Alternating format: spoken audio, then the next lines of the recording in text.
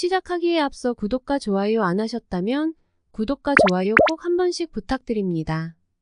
구독과 좋아요는 크리에이터에게 큰 힘이 됩니다. 제게 큰 힘을 주셔서 감사드리며 바로 시작합니다. 이러면 본인만 더 불편해지고 힘들어질 텐데 대체 뭔 생각인지 모르겠습니다. 클린스만 감독으로 인해 머리가 아픈 한국 축구 팬들이 또다시 머리가 아픈 상황이 지속되고 있습니다. 토트넘 수비의 핵심 구멍 다이어 선수가 아직도 정신을 못 차리고 감독이 미워하니 레비 회장과의 면담을 신청했다고 전해져 충격인데요. 에릭 다이어가 결국 토트넘에 잔류할까요? 최근 영국 매체는 다이어가 다니엘 레비 토트넘 회장과 면담을 했다는 소식을 전하면서 그의 벤치행을 전망했습니다. 영국 매체 텔레그래프는 7일 오전 다이어가 엔지 포스테코글루 감독 체제에서 빠진 뒤 레비 회장과 면담을 진행했다고 전했는데요. 매체는 다이어는 계약 기간이 1년도 채 남지 않았다. 레비 회장과 면담에서 솔직한 대화가 오갔지만 어떤 불화나 불협화음은 없었다면서 면담의 내용은 비공개로 유지됐으나 다이어는 팀 내 자신의 미래, 지위에 대한 대화를 원했을 가능성이 높다고 전망했습니다. 개막 후 벤치에 앉지도 못하고 명단 제외라는 강수를 두며 메시지를 명확하게 보내줬음에도 불구하고 팀에 남으려는 멍청한 짓을 계속하고 있습니다. 이러다가 34개월 2군에만 있으면서 경기 감각 다 떨어질 텐데요. 수비만 못하는 줄 알았는데 머리까지 안 좋은 것 같습니다. 매체는 그가 9년 동안 토트넘에서 활약했고 선수단 내에서 차지하는 비중을 생각해보면 포스테코글루 감독의 처사는 놀랍다면서 올 시즌 다이어의 계약은 만료되지만 구단은 여전히 새로운 계약을 제안하지 않았다고 전했습니다. 시즌 초반 명단에서 제외되자 다이어는 연일 이적 시장에 이름을 올렸었는데요. 특히 EPL 이적 시장 막바지에 탕기 은돔벨레, 다빈손 산체스와 같이 팀을 떠날 전망도 나왔었습니다. 결국 두 선수는 함께 갈라타사라이로 향했으나 다이어는 잔류했습니다. 이제 남은 선택지는 오는 10일 시장이 닫히는 사우디 프로 리그입니다.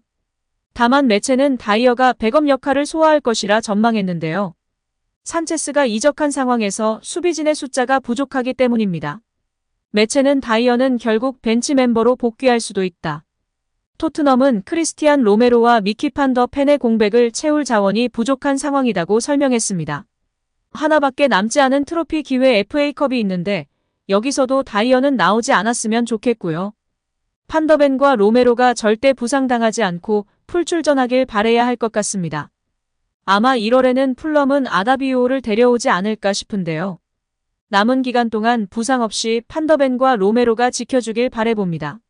지난달 망원 인터뷰할 때 알아봤어야 했는데 그래도 시간이 지나면 현실을 깨닫을 줄 알았는데 그러지 못한 것 같습니다.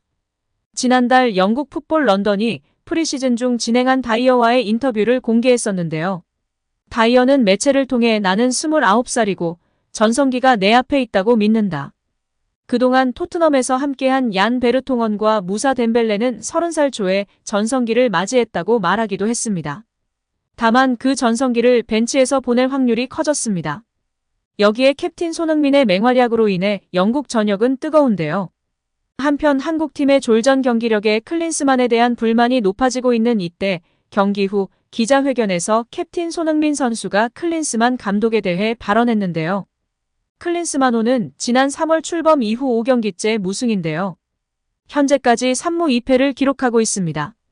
클린스만 감독은 잦은 해외 출장과 재택근무로 비판이 커진 상황에서 9월 A매치 2연전 중 첫 경기도 승리를 따내지 못하면서 비난 여론이 더 커진 상황입니다.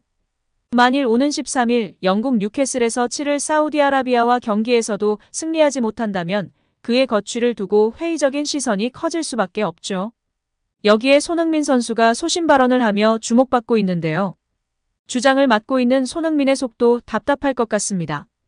웨일스와의 경기 후 인터뷰에서 손흥민은 클린스만 감독을 신뢰했습니다. 손흥민은 대표팀에 오래 몸담은 사람으로서 팬들 입장도 이해가 된다.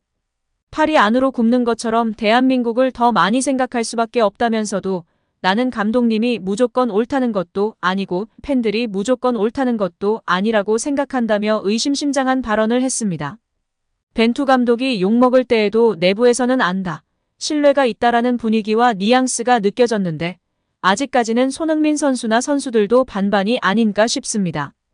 이어 손흥민 선수는 말을 이어갔는데요.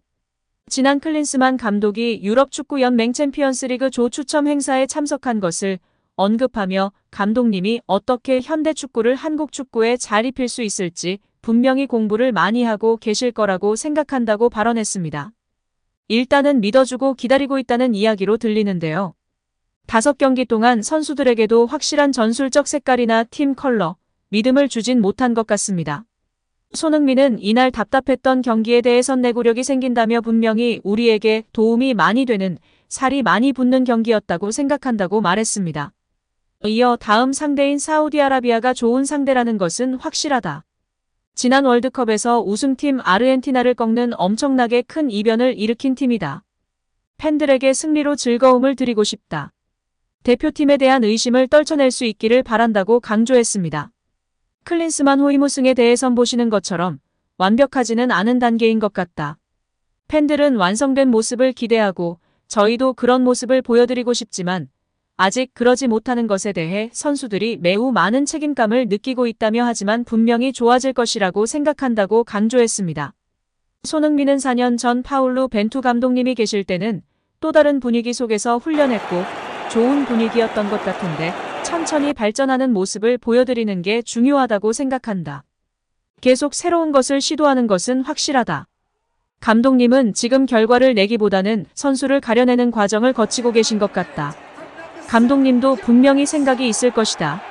11월부터는 중요한 경기인 월드컵 예선이 있기 때문에 팬들 입장에서는 결과를 생각할 수밖에 없고 나도 축구 팬 입장에서 보면 공감이 간다. 다만 조급하게 생각하지 말고 조금 더 기다려달라며 주장답게 책임감 있는 발언을 하였습니다. 손흥민 선수가 소신 있게 이야기하니 믿음이 가고 신뢰가 가는데요. 클린스만 감독 인터뷰보다 훨씬 믿음직스러운 것 같습니다. 일단 시간이 필요한 것은 맞으나 너무나도 색깔이나 철학이 안 보인다는 것이 문제인 것 같습니다.